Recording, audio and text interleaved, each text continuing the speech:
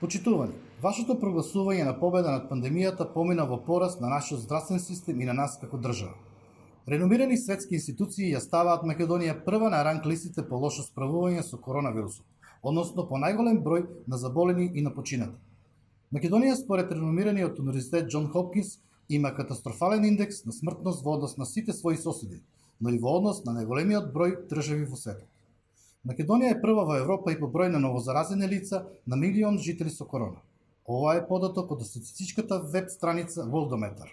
Кога политиката е ставена пред одлуките, стручноста и професионалноста на оние кои им е дадена таата одговорност, односно Комисијата за заразни болести, вклучувајќи го и оној кој треба да менаџира создадениот систем, министерот за здравство, кога локалните кризни штабови од самиот почеток на пандемијата работат како партиски штабови, резултатот е дно на листите. Со тоа нормално и очекувано е да бидеме единствена изолирана земја во регионот. Но што и да очекуваме од влада која од сите активности во борбата против пандемијата најдобро ги одработи само през конференциите, со целиот пиар насочен единствено кон ресорниот министер за здравство.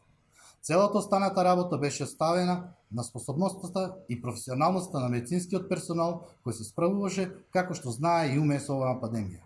Се обидовте преку пандемијата да собирате политички поени и зашто побрзи избори, но и тоа не ви успеа. И сега поразени вината ја префрлате на народот. Почитувани господа од власт, време е за стратегија без политиканство, за да можеме самите себе да си помогнеме во овие моменти кога бројот на заразени и починати вртоглаво расте.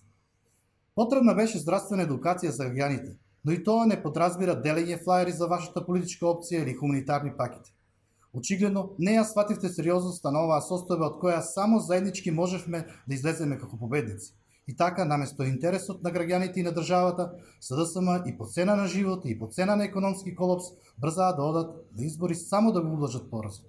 Недозволиво е кариерата на некои политичари да биде побитна од животот на мака еден човек. Ви благодарам.